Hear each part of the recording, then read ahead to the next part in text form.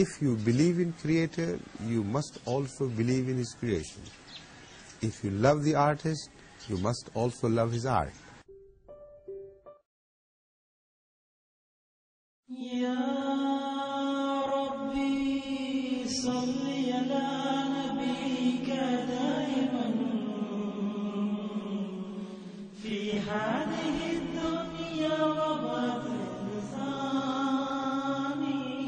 Er sagt, ja, weißt du, wer ist Ali? Ich sage, nee. Er sagt, Ali ist durch sein Schwert ist Islam auf die Beine gekommen. Durch sein Schwert sind diese Araber alle Muslime geworden. Ohne Schwert von Ali und ohne diese Kämpfe von Ali wäre kein anderer außer Ali und Mohammed und seine Familie Muslim geworden. Das heißt, wir sind alle mit Schwert geworden Muslim. Das heißt, wir sind alle mit Schwert geworden Muslim. Das heißt, wir sind alle mit Schwert geworden Muslim. Mit Schwert von Imam Ali a.s. Der Sohn von dem, der diese Menschen so lange gehauen hatte, bis sie gesagt haben, Ashhadu an la ilaha illallah, Ashhadu Muhammad Rasulullah. Der Sohn von dem, der diese Menschen so lange gehauen hatte, bis sie gesagt haben, Ashhadu an la ilaha illallah, Ashhadu Muhammad Rasulullah. Der Sohn von dem, der diese Menschen so lange gehauen hatte, bis sie gesagt haben, Ashhadu an la ilaha illallah, Ashhadu Muhammad Rasulullah. صلي على نبيك دائما في هذه الدنيا وبرزاني बदरगाह Zeeshan खैरुल अनाम शफीउल वरा मर जाए खासो आम बसद ज़मीन्नत बसद एहतराम ये करता है अर्ज़ आपका एक गुलाम के ऐशा है कौनैन आली मकाम के ऐशा है कौनैन आली मकाम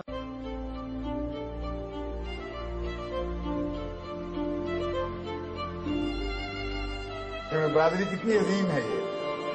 कभी दुनिया में ऐसा वाकया हुआ है? कभी हुआ है ये वाकया?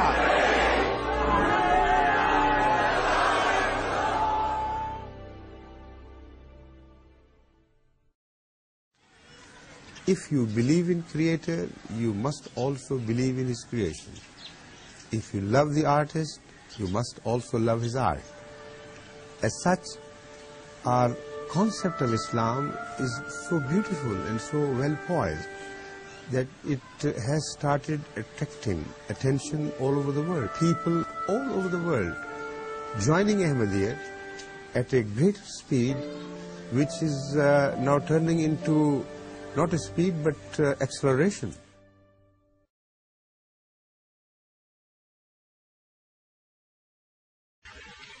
As far as Islam goes, the early history is very clear. As long as Hazrat sallallahu alaihi wasallam was alive, there was not a single battle fought as an offensive battle. And for the spread of Islam, there is no question of any battle having ever been fought. Now this is a question, the battles fought by the caliphs and the later kings, who were called caliphs but they were kings, that is a different question altogether. At times you can justify their actions. At times you cannot. But you are not concerned. If kings act in for temporal considerations, for political considerations, every political nation does it. So why should we be bothered about offering justifications for this and that? The point is how Islam spread. That is the main point. As far as Islam goes, it was not spread through force, and when they conquered kingdoms, the force was not employed to spread Islam. Even unjustly, as some historians would say, when they fought battles with other nations, Islam was never spread through force. There are instances of,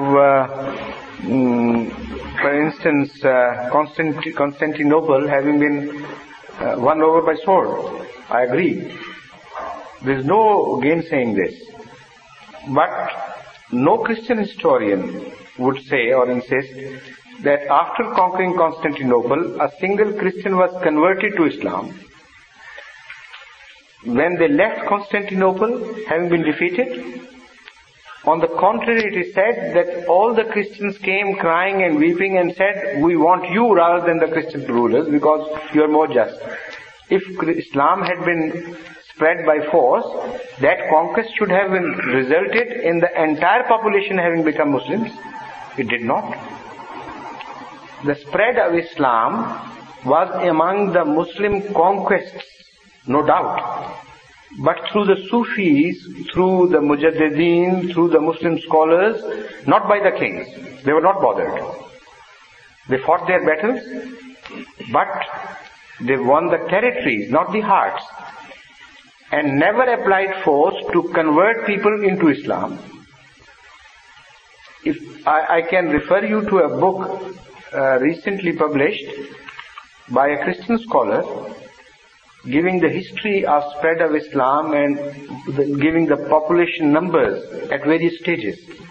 And I was surprised to find that according to that honest research scholar, the spread of Islam has no relationship whatsoever with the spread of the kingdom of Muslims. They are two separate channels running sometimes side by side, sometimes in different directions.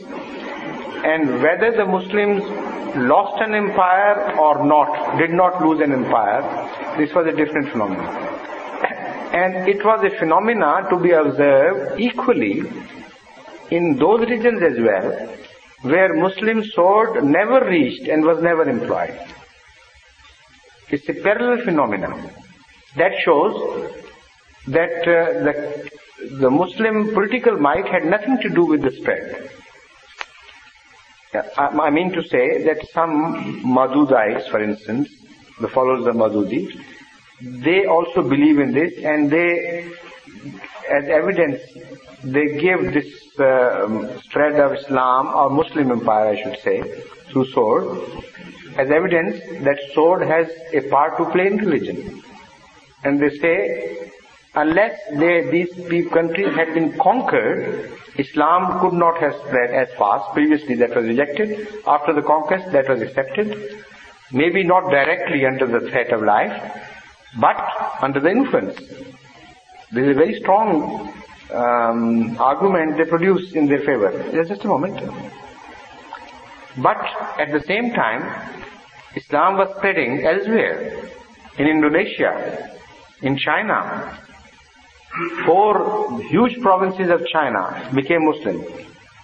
And not a single battle was fought either in the name of Islam or to oppose Islam. The whole population of Indonesia got converted to Islam, and not a single battle was fought there, either in favor of Islam or against Islam.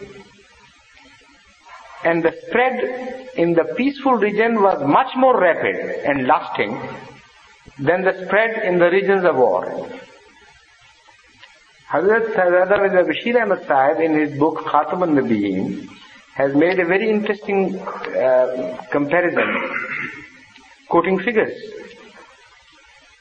He shows that during the time of Ahmad Sallallahu Alaihi Wasallam, the spread of Islam during wartime is so limited that it seems to be progressing at a snail's pace. But the spread during the peace of Hudaybiyah, that period, short period, is so rapid that there is no comparison.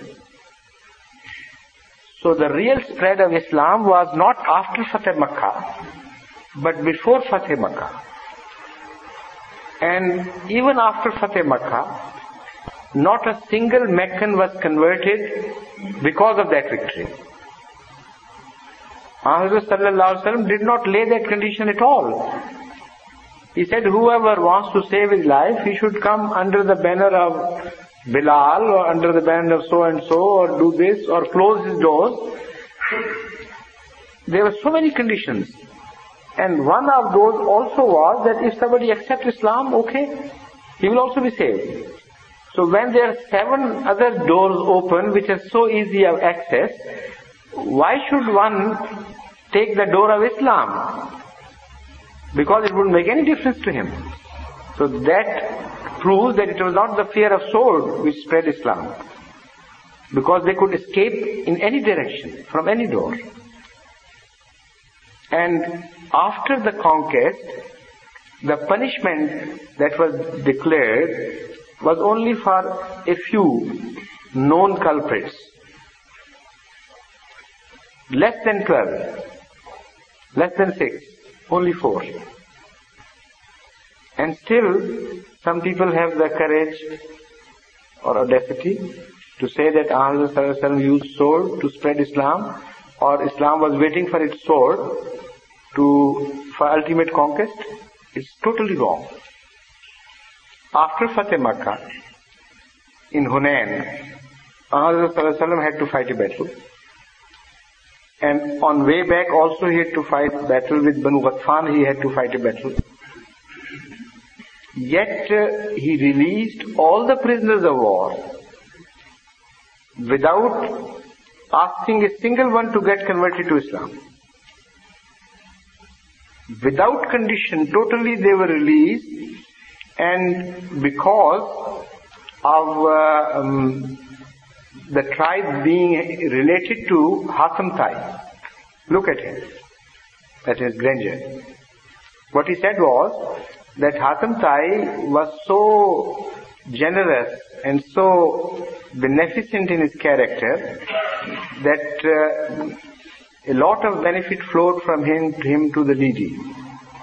So in memory of his kindness and good acts, I released my prisoners without any ransom, anything. The entire Muslim army released their prisoners without any ransom. And not a single person was converted to Islam because of that conquest. So that is the true religion at the sources, at the fountainhead.